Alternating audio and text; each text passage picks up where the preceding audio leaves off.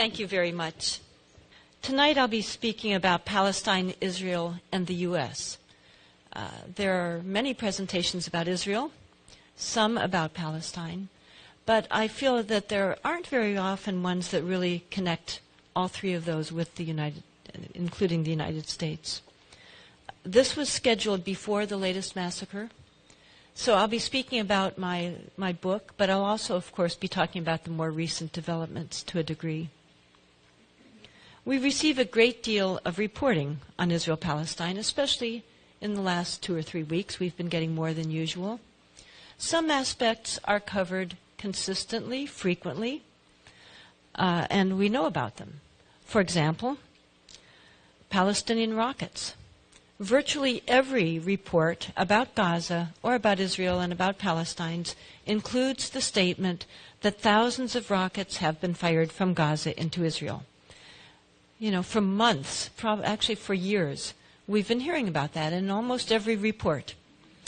It's factual. We should know about it, and we do. A few years ago, the New York Times had a picture of a rocket. It looked very terrifying, terrorists firing it. But given how often they give us that information, thousands of rockets have been fired from Gaza, they tell us very little about those rockets. For example, until quite recently, almost all of them, in fact, probably still, most of them, are small homemade projectiles. That's what they are. And they, in most cases, don't even cause any damage. Now, they give us a statistics of sorts, thousands, but they never tell us, well, how many people have they killed in the whole approximately 12 years they've been used since spring of 2001. Thousands of rockets in total have been fired. How many people have they killed? At least give us a ballpark figure.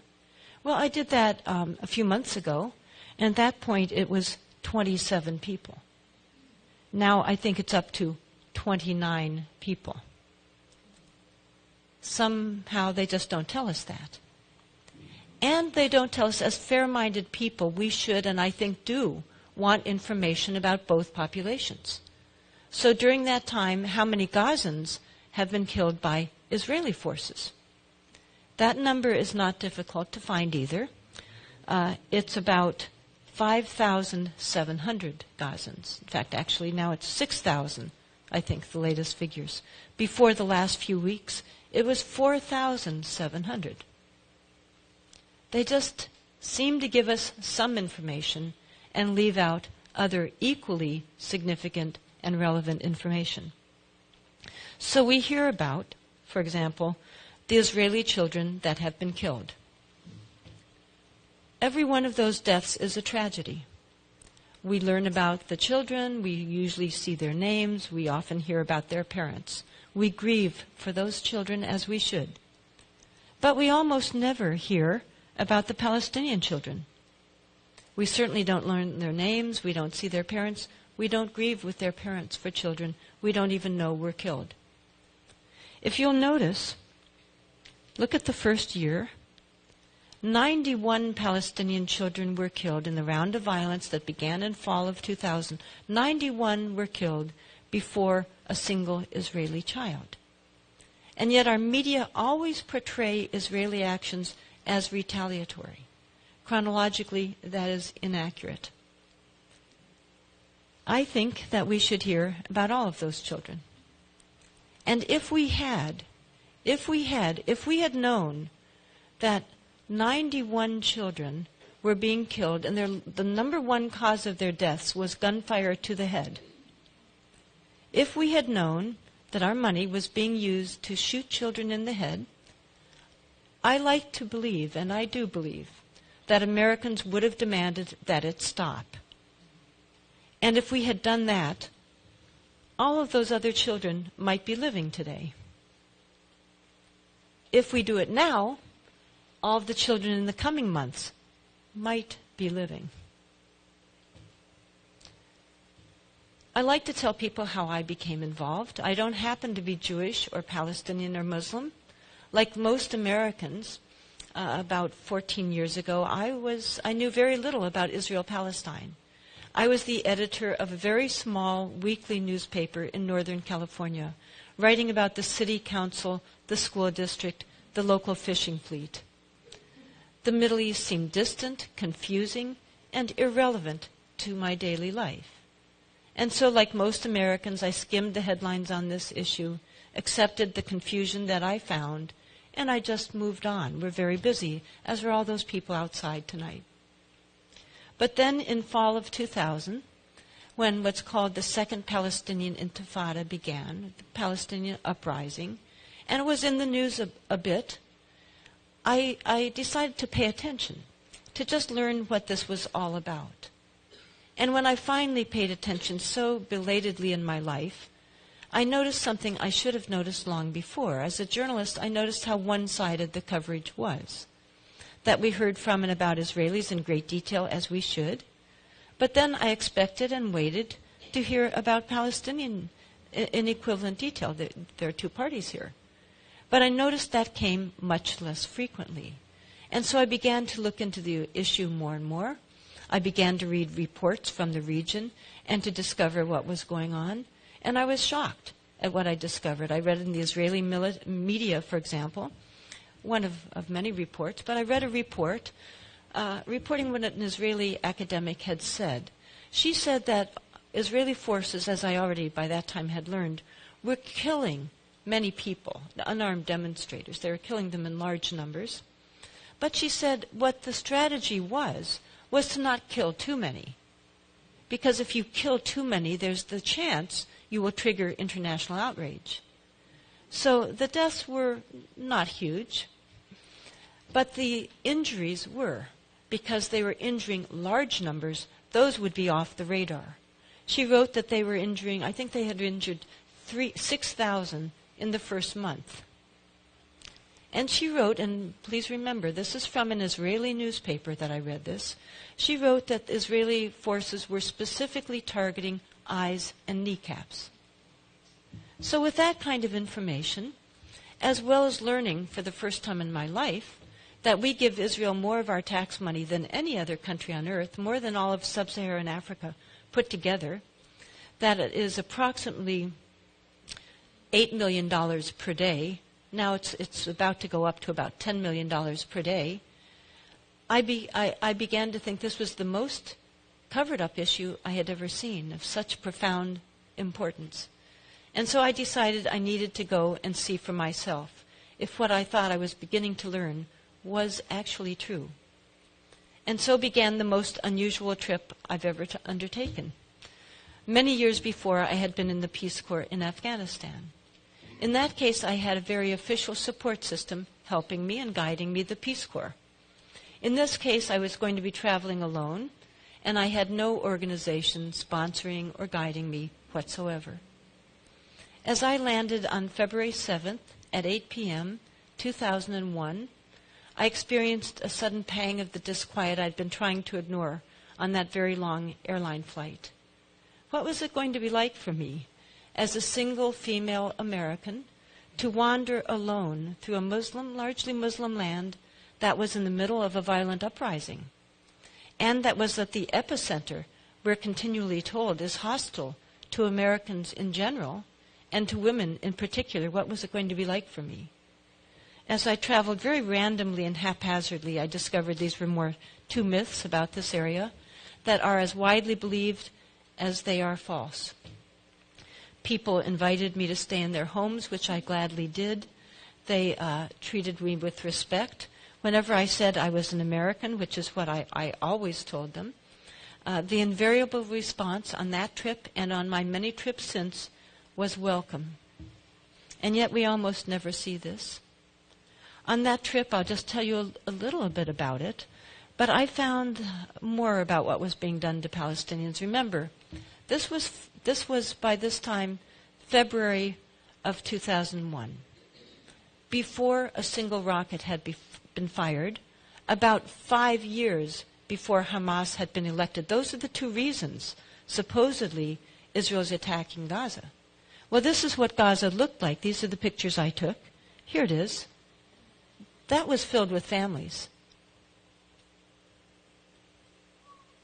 This is the Tufa area of Khan Yunis in southern Gaza. The people who were lucky had abandoned their homes. They were the people who had somewhere else to go. They'd only lost their home that sheltered them in old age, where their children were once safe. They had somewhere else to go, but many people were still living in those homes. These are all gone now. At one point when I was wandering around this area, there was suddenly Israeli gunfire very nearby. We all ducked and they took me away to a safer area. As I wrote in an email at the time, I at first thought that Israeli gunfire that suddenly occurred was just a coincidence. But then as I thought about it more, I think that was a very naive assessment, because I had occasionally looked over sandbag barricades or peeked out shuttered windows, and I had seen Israeli guard towers overlooking us.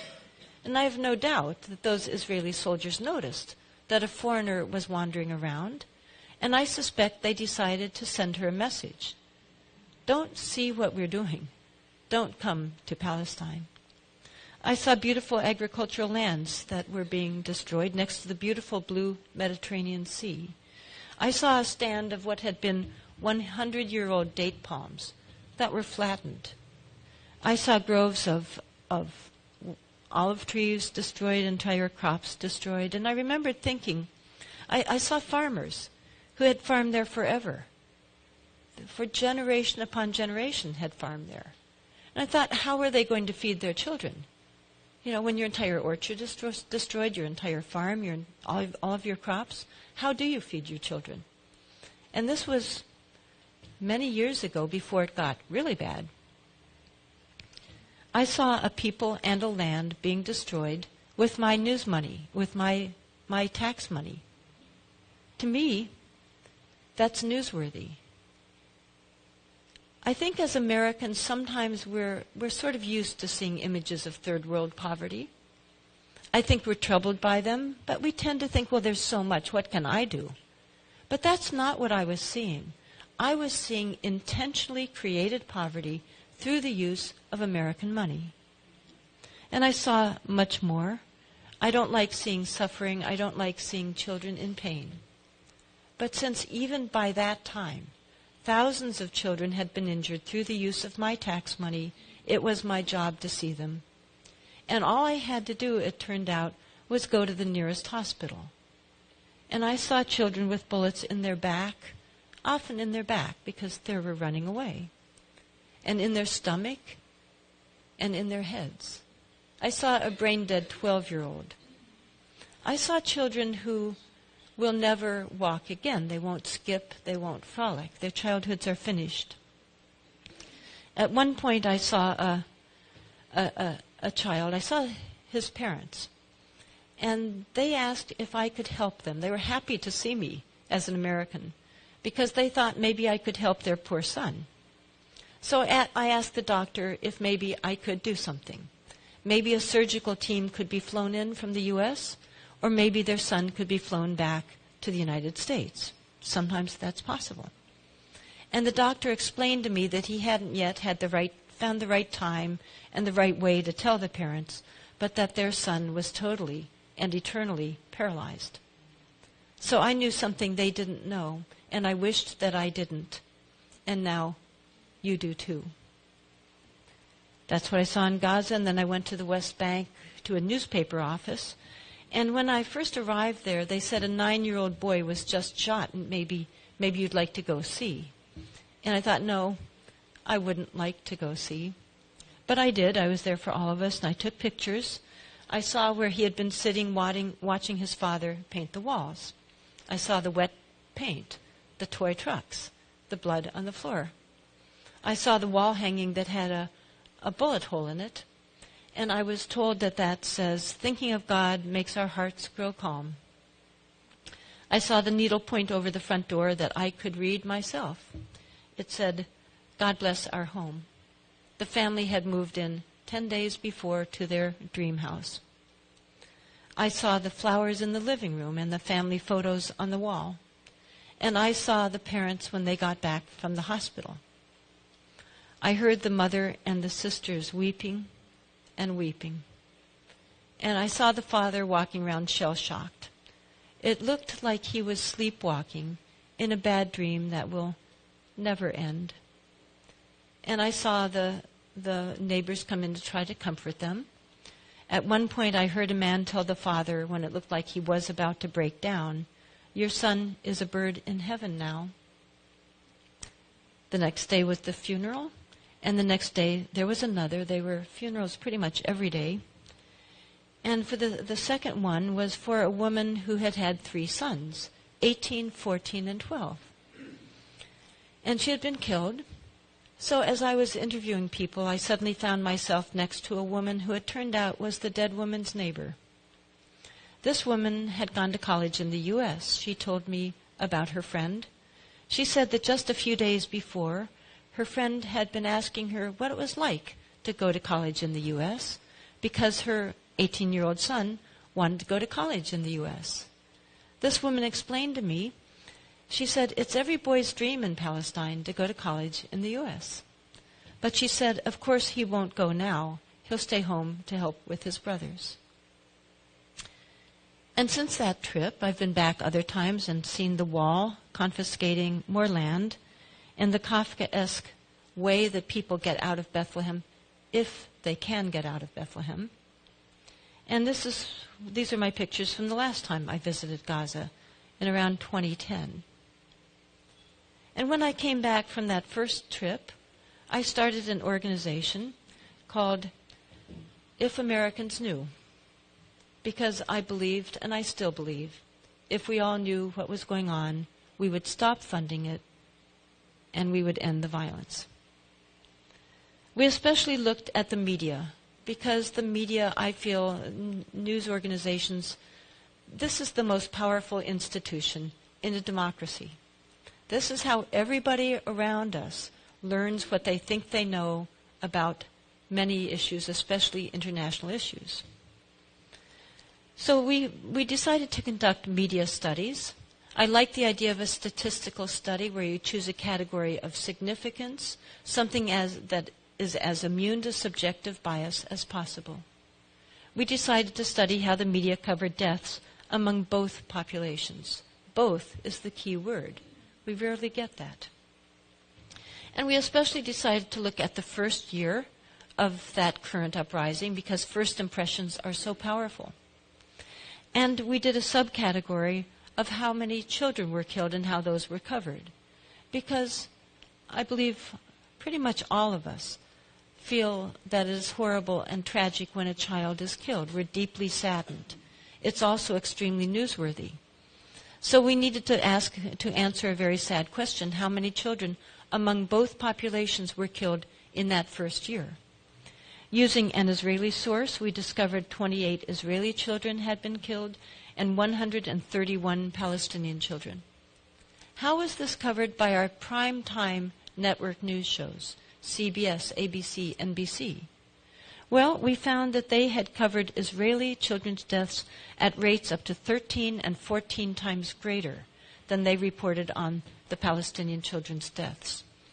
In fact, typically, the media have a pattern of reporting on Palestinian children's deaths so minimally, even though they are so large, that many people have no idea they've been occurring.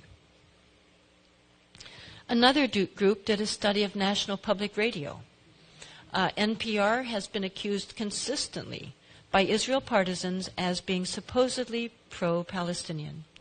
They have caused substantial financial damage to some NPR affiliates around the country with that accusation.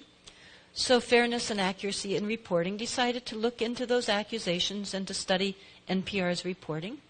Their researcher, Seth Ackerman, did an excellent study, and he discovered that, yes, indeed, NPR is very distorted on this issue, but that once again it is in a pro-Israel direction. He gave his study what I feel is a brilliant title. He called it The Illusion of Balance. Because NPR, he counted up, had covered almost the same number of Israeli children's deaths as Palestinian children's deaths, making it seem to many listeners this was a reliable, unbiased source of information, balanced information. In reality, that was not balanced. That was huge distortion. In fact, I would suggest it was manipulation, in which you report a very large proportion, almost all, of one population's deaths, and very few of the others. We've also looked at daily newspapers. This is just a very typical daily newspaper from Silicon Valley, near Stanford University, the San Jose Mercury News. In this case, we looked at front-page headlines. Many people are so busy that might be all you'll look at for that day, but at least you're keeping up with the important news of the day, the big front-page news of the day. And again, to study those, we needed to baseline how many people of both populations were killed. We discovered that, as always, in every period of time, it's far more Palestinians that had been killed during that period. 121 Israelis, at least 384 Palestinians. How is this covered by this daily newspapers, daily front-page headlines? They had reversed it and increased the differential. So while this is what was actually going on, that's what it looked like. I was astounded. This was one of our first studies. And it occurred to me, what if the Mercury News had covered the Super Bowl backwards? What if they'd gotten the World Series wrong? There would have been jokes about them by late-night comedians around the country. And yet here they were committing a distortion of that magnitude, having to do with lives and deaths, and no one noticed it. And I would suggest that the newspapers here did the same thing. Often, throughout the past 12 or 13 years, I have seen this phrase, as perhaps many of you have noticed, that almost any time Israelis suffer something, are killed, or there's an attack, a successful attack on Israel, it's portrayed as a period of calm, has just been shattered by Palestinian violence. There was a headline of that sort in 2005 in the Los Angeles Times. I was living in LA at that time, and I saw this headline and this news story on their website in early evening, long before the newspaper had gone to press. So I tried to call the foreign desk with a correction so that they wouldn't publish something that was wrong. And I told them that during what they were calling a period of calm, 170 Palestinian men, women, and children had been killed. And that during a period they said was calm, 379 Palestinian men, women, and children had been injured. Their response was, "We said relative calm." And they hung up the phone. And they didn't change a single word in their news story or add a single piece of this information. There are so many omissions. I could go on all night with these, but I'll do just one more. This is a very different one. This one is about the U.S. This one is about something that took place on Capitol Hill in 2003. There was a briefing in the Rayburn House Office building. The chairman of that briefing was a four-star admiral, Admiral Thomas Moorer. He had been chairman of the Joint Chiefs of Staff, a World War II hero, the highest rank a military officer can attain, really, and former chairman of Joint Chiefs of Staff. Also part of the panel was a rear admiral, Merlin Starring, who had been in charge of the whole legal department of the U.S. Navy. Also part of their commission was a Marine general. And not just any Marine general, this one was the highest-ranking Medal of Honor recipient in the United States, the highest Medal of Valor an American can win. They announced their findings on Capitol Hill, that Israel had tried to sink a U.S. Navy ship, that they had killed 34 Americans and injured over 170 of them. The decks had been running with blood. That rescue flights to these men had been recalled by order of the Secretary of Defense and the President of the United States. That this incident, in fact, had been ordered covered up by the President of the United States, and that this attack by Israel constituted an act of war against the United States by Israel. Statements of that gravity by officials of that high rank on Capitol Hill in a House office building are newsworthy. And yet, there was nothing about them in the Washington Post, the New York Times, the allegedly patriotic network, Fox News, we may wish to call why they didn't cover it. The only place that covered those statements was the Stars and Stripes newspaper. That's the military newspaper abroad. And it's in detail in the congressional record. There you can read every word. Now let's talk about the recent situation. I'm not up with the most recent since I've been out of touch for a few hours. But let's look at what has gone on in the recent conflicts, beginning, I'd say, over about the last 5 or 6 years. In 2009 to 10, there was a similar bombardment of Gaza, in which at least 1,400 Palestinians were killed, a large majority of them civilians. In fact, over half, I believe, were women and children. And 9 Israelis were killed. Then in 2012, we had a much smaller massacre, in which this number actually turned out to be larger because a number of people died later from their injuries. But it was at least 169 Palestinians, of whom quite a few were children, compared to 6 Israelis. And now we come to 2014, in which the media date the progression that has led to the current massacre. They usually start it from about, I believe, June 12th, when 3 young Israelis were abducted and tragically murdered. That's where they usually start it from.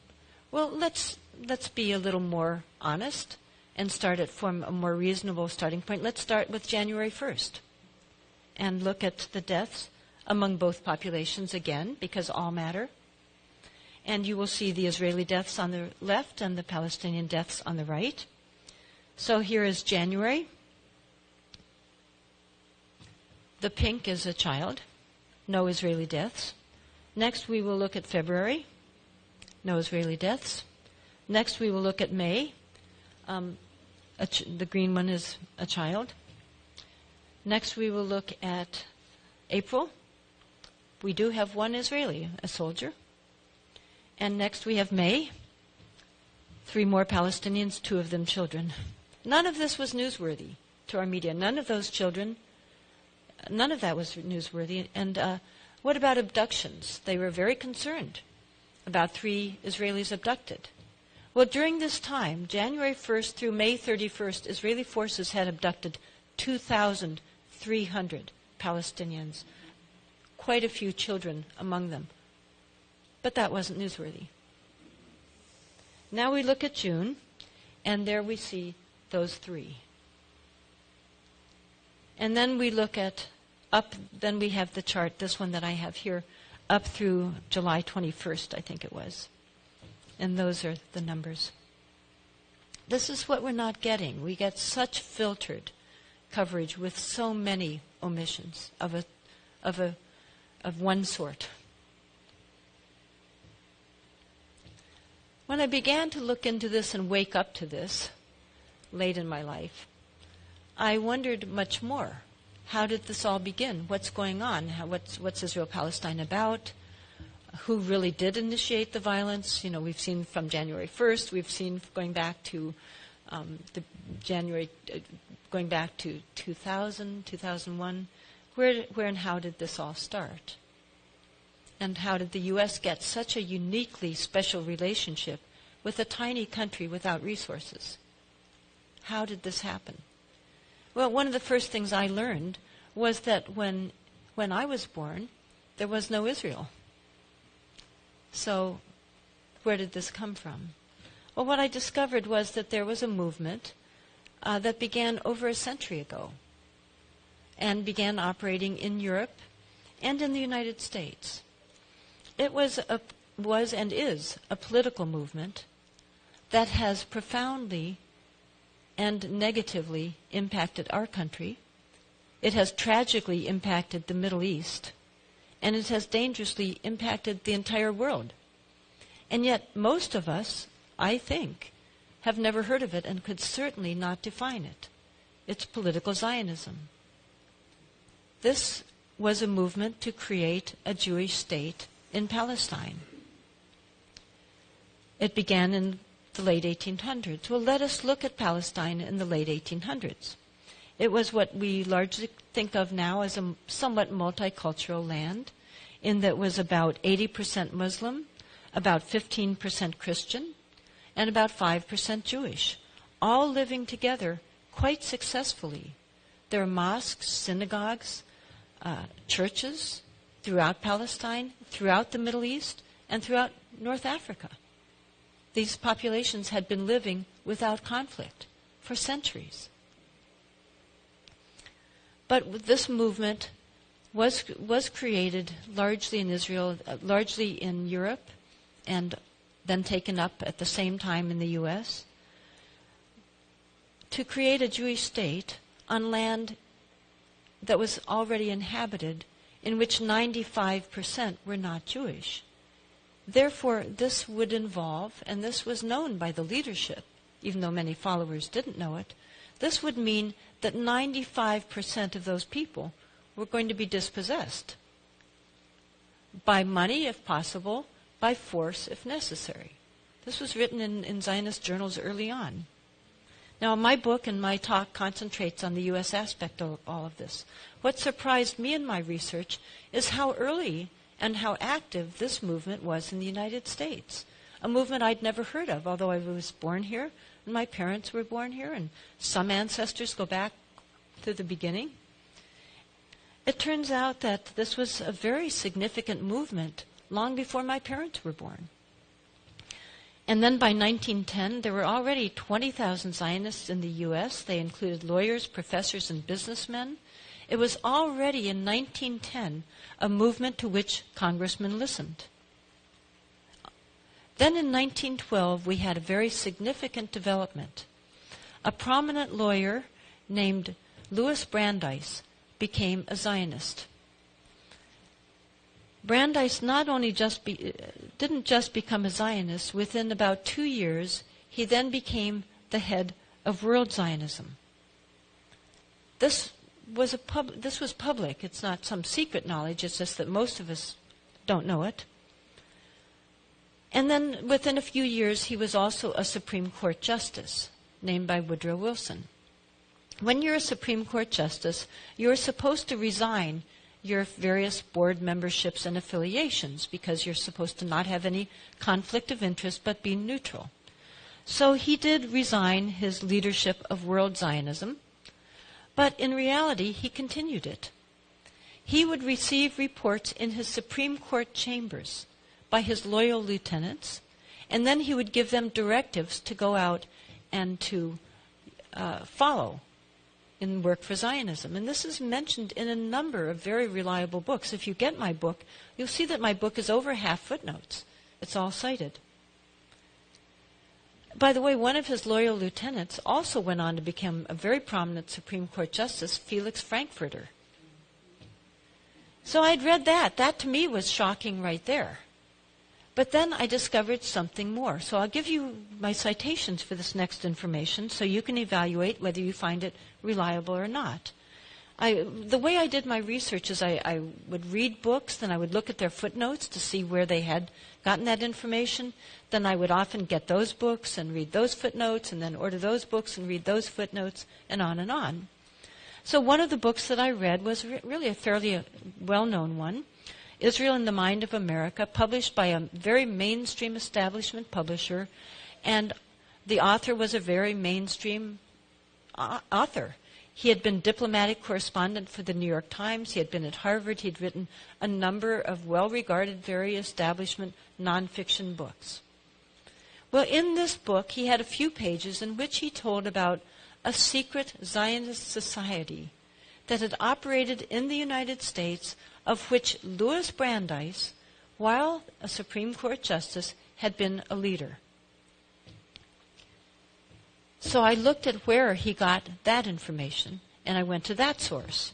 It turned out to be from a scholarly journal called the American Jewish Historical Quarterly, a very respected journal. So then I looked at the author. Well, is this a reliable author? Who wrote this very, to me, explosive information? And turned out to be a well-regarded Israeli historian at a mainstream Israeli university. She had written an article in 1975 called The Parashim, a secret episode in American Zionist history. And she told about what this was, an elitist secret society. The word meant Pharisees and separate. They would go around the country and influence people to push the Zionist agenda. By the way, at this time, the Jewish population were not Zionists at all. The large majority were not Zionists. Many were opposed to Zionism. This was a very, very fringe element to a certain regard. Then in this secret society, they even had a secret induction ceremony, so that when somebody joined this society, and their membership included professors and recent Harvard graduates, and doctors, significant people around the country were sometimes members. And in this initiation ceremony, they were told by the inductor, and they swore to this, "Until our purpose shall be accomplished, you will be the fellow of a brotherhood whose bond you will regard as greater than any other in your life, dearer than that of family, of school, of nation." As early as November 1915, a leader of the Parashim went around suggesting that the British might gain some benefit from a formal declaration in support of a Jewish national homeland in Palestine. Those of you who have heard of the Balfour Declaration that came in 1917 might find this relevant. I'll get into that a little bit more.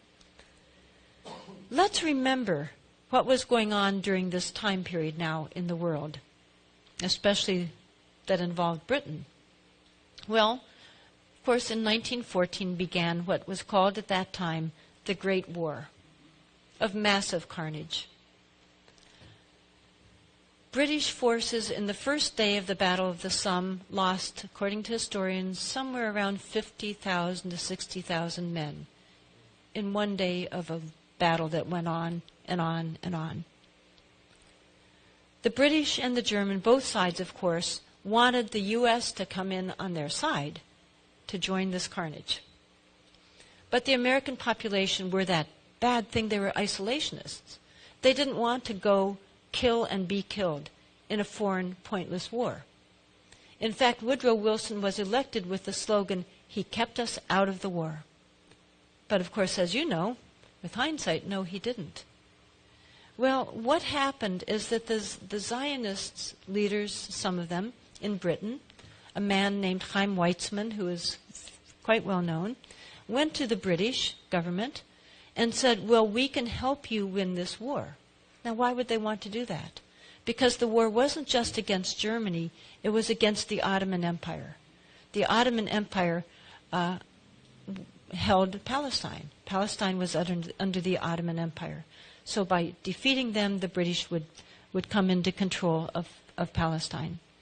So the Zionists went to the British and said, "We can help you get the United States into the war." Our Zionist colleagues in the United States, for example, they said in writing, Louis Brandeis, who is close to President Wilson, can help to do that. In exchange for that, the British did issue a declaration that was quite significant, mild as it may sound.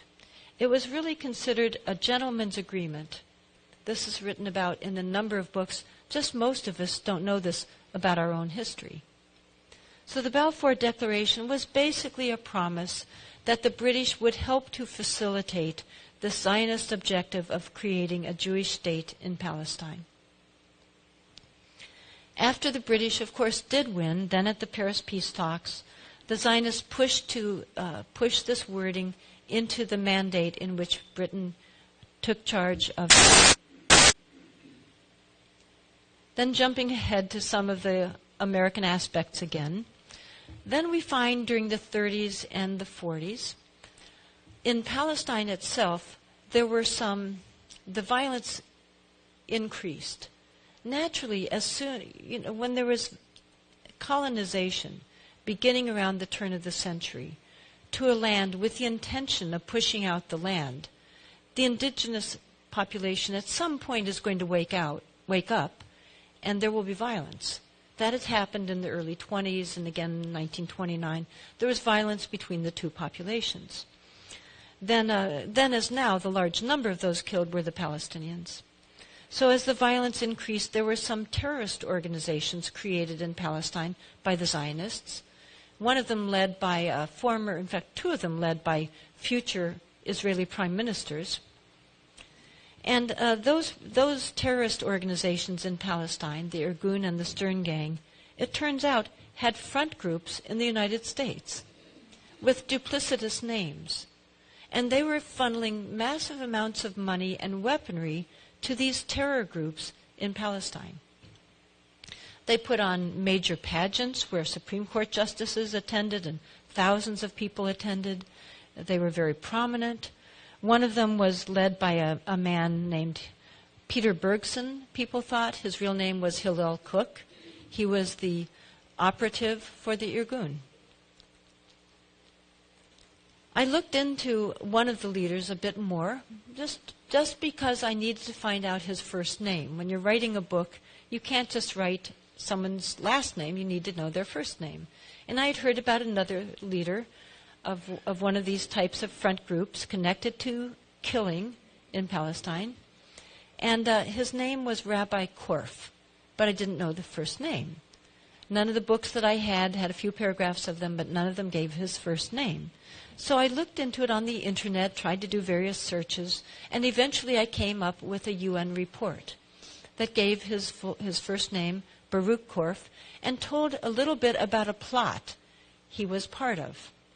Using those search terms, I then could put in more information into my search bar, and suddenly all these PDFs of American newspapers popped up, all of these returns. It turned out that Rabbi Baruch Korf was part of a cell in Paris that was planning to fly an airplane and bomb Britain after the war. Britain that had just defeated Hitler. But they were so angry at the British because the British were not allowing a large enough Jewish immigration into Palestine. So they were going to kill the British. So Baruch Korf and his section of the Stern Gang had this plan, but there was one problem. They didn't know how to fly an airplane. They weren't pilots. So they needed to find somebody, and they recruited a young American aviator named Reginald Gilbert, I discovered. Reginald Gilbert had been an ace during the war. He was in Paris, and they recruited him to fly the airplane for them. He pretended to go along with the plot, but then he went to the American embassy. And the American embassy informed the Paris police and Scotland Yard. So for a week, he pretended to go along with this cell. And then when it came time to actually take off, to fly the plane, to drop these incendiary bombs onto the foreign ministry, they were caught. By the way, the original plan had been to bomb Parliament, but then they decided they hated the foreign ministry more. And Gilbert at one point had said to them, well, what if I can't find the foreign ministry in the London fog? They didn't have this degree of instrumentation we have today, and that was a real possibility. And they said, then just drop them anywhere. Kill anybody. All British are our enemy. So they were caught. Korf was in prison for a few months in Paris, and he eventually got off. He had very powerful friends in the United States. But I was curious about him. I looked into him some more. This was so astounding to me. And none of these, dozens and dozens of books I have, none of them had this story in there at all. And so in looking at him, I discovered that later in life, he was a friend of Richard Nixon. In fact, it was reported that he had helped to influence Nixon's policies on the Middle East. In fact, Nixon, sort of in a fond way, called him my rabbi. Now, the precursor to today's very powerful Israel lobby was a group called the American Zionist Emergency Council, AZEC. This was formed in around 1940, and by 1943 had a budget of $500,000 at a time when a nickel bought a loaf of bread. Within a few years, they had maneuvered their way into access to an even far larger sum, in which they had access to $14 million in 1941 and $150 million by 1948. That's the equivalent in today's dollars of $1 trillion to use to manipulate the United States. So they targeted with that money every sector of U.S. society. And, this isn't ancient history. They had annual reports. They had directives. All this was written down on paper. They targeted congressmen, Christian clergy, editors, professors, business and labor, Jewish war veterans. They published books all over. They had 400 local committees. There were massive campaigns throughout the country. They also worked especially to manufacture Christian support. They secretly funded sort of Christian groups that would push the same Zionist ideology. They funded books that became huge bestsellers. It was an enormously successful campaign throughout the country. Even though during this time there was a great deal of opposition to Zionism by many different groups, by Christian leaders, by State Department, Pentagon, intelligence agencies, Jewish anti-Zionists, many people were opposed to it. Two of the most celebrated Christian pastors opposed it on religious and moral grounds. The Christian leaders in the Middle East had gone to the Paris peace talks to advocate on behalf of the Arab population that there should be self-determination of peoples there. One very prominent American Christian who was a Dead Sea scholar wrote a wonderful book called Palestine is Our Issue, is Our Business.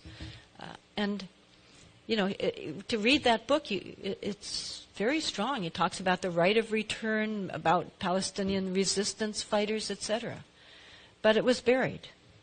Diplomats, the State Department, the military, the Pentagon, the intelligence agencies wrote directive after directive, study after study, memo after memo, talking about how damaging to the U.S. and to U.S. strategic interests, and how in violation of American principles Zionism would be. Starting from under Taft, there was then a commission to Palestine during the time of the Paris peace talks. They went there to investigate the situation, to look into the possibility of creating a Jewish state there. And they came back with a very powerful report saying this would be a grave trespass on the rights of the people there. This was entirely buried and had no effect whatsoever. Dean Acheson, a major statesman for many years, wrote that the Zionist agenda would imperil not only American but all Western interests in the Near East.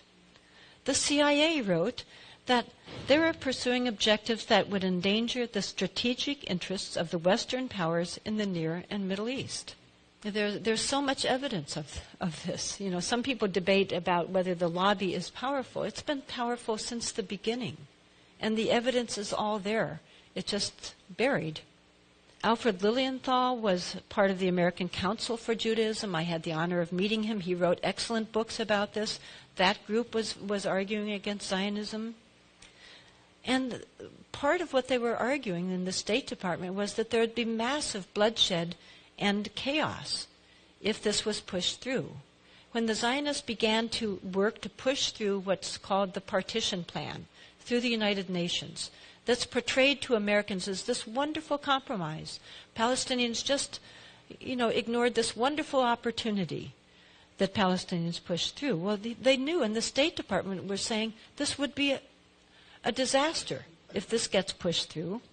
The idea was that Palestine, half of it would be given to a Jewish state. Even though these were mostly recently arrived and had originally only been 5% of the population. And even after decades of immigration, were 30% of the population. And this plan wasn't actually half. The plan was that they would get 55% of Palestine approximately, and the Palestinians would get about 45% of their own land. Now, I know what the Americans would say if the UN did that to us. But this is portrayed with, oh, those foolish Palestinians not accepting that. And by the way, many people are under the illusion that Israel bought up all that land. That's what's been told, and that was the attempt. And they did increase Jewish ownership from what was originally about 1%, because it was so an urban population, to at most 8%. Most historians said they owned about 5 to 6%. So a group that owned 8% under this plan was getting 55%, a good deal for them. No wonder they said they would go along with it, and secretly in their journal said it's the first step, then we will get it all. But rather than bringing peace, which was what the UN was charged with, instead of bringing peace, it did the opposite. It created, of course, still more violence, and there was a war that Israel calls its War of Independence, and Palestinians call it al-Nakba, the catastrophe, because it was a massive humanitarian catastrophe. At least 750,000 men, women, and children were very ruthlessly and violently pushed off their land. There were at least 16 massacres before a single Arab army finally joined the fray. And by the way, those of you that grew up with the myth that I did, that little Israel declared its independence and suddenly, 5 to 7 Arab armies suddenly just attacked, but Israel somehow won because God, was on their side or something. Well, in reality, before Israel declared its independence on about May 14th, 15th, it's a midnight type of situation, they had already committed 16 massacres. These are quite grisly. You can read the details of them. They had already ethnically cleansed at least 200,000 people. When these Arab armies did come into the fray, they were smaller in number, including the Palestinian forces, than the Zionist forces were. And by the way, virtually all of the battles were actually fought on the part that, according to the UN plan, was going to be Palestinian territory. Now, some people, again, were trying to tell Americans what was going on. One of the most important was a woman named Dorothy Thompson. She was what Britannica Encyclopedia says was one of the most famous journalists of the 20th century. In fact, I believe at one place they say that she is the most important female journalist of the 20th century. It's true, although I had never heard of her. She had a newspaper column that was printed all over the United States, a radio program that was listened to by millions of Americans. She was such a celebrity that there was a Broadway play in which she was played by Lauren Bacall, and there was a Hollywood movie loosely based on her life in which she was played by Katharine Hepburn. She was considered the most powerful woman in the United States after Eleanor Roosevelt. She was an excellent journalist. She had been a foreign correspondent in Germany during the 30s and had been one of the first journalists to raise the alarm about Hitler. She was the first foreign journalist to be expelled by Hitler. She was therefore very sympathetic to Zionism. But after the war, later when Israel began to be created, she went over to see this wonderful state of Israel, the new Jewish state. And when she got there, she saw hundreds of thousands of Palestinian refugees living in squalor, dying in large numbers every day. And she began to write of them, to tell about them, to speak about them. She even eventually made a documentary about them. And for telling about these people, for writing about these people, she lost her newspaper column, she lost her radio program, she lost her fame, and she was erased from history. On sort of a similar final note, if I now tried to write an article, maybe about Dorothy Thompson, a fascinating person, or maybe about the Parashim, or maybe about Reginald Gilbert, there's much more I could tell you about, very interesting about him. If I tried to do that for a popular American history magazine, which I would like to do, I quite likely would not get it published. And that's, this is not paranoid speculation. A few years ago, we tried to put a paid newspaper ad in American History magazine, not about Palestine. We tried to put a paid ad in about a book, a memoir by a 91-year-old American congressman. It tells about his childhood in Depression-era America. in Corn Belt America, about being a small-town newspaper editor, about serving in the Seabees during World War II, about going to Congress, about all of his various fights in Congress, and about also, near the end of the book, it tells about the fact that when he started to speak about Palestine, he was targeted by the Israel lobby, money was funded to his opponent, and after 22 years in Congress, he lost the election, Paul Findley. But our advertisement didn't even tell about that last part of his very long life. It just told about his book, the usual blurbs about what a wonderful book this is. But Eric Weir, the publisher and owner of American History magazine, informed us that they would not publish our advertisement in American History magazine because we were anti-Israel, and that they would not publish our advertisement in any of the popular history magazines that they own in the United States, which is virtually every one. This is, according to their website, the largest history chain in the world, and it's certainly the largest one in the United States. So what do we do about this? To me, we tell people what's going on. We even talk to those people that we don't want to raise something serious or uncomfortable with, because right now, as we're talking, we all know what's going on in Gaza. In general, we don't know which child was just killed or lost their parents. We don't know which home was just destroyed, which hospital was further destroyed, but we know what's going on right now. And now we know a little bit about what's going on here. But we have the power to change this.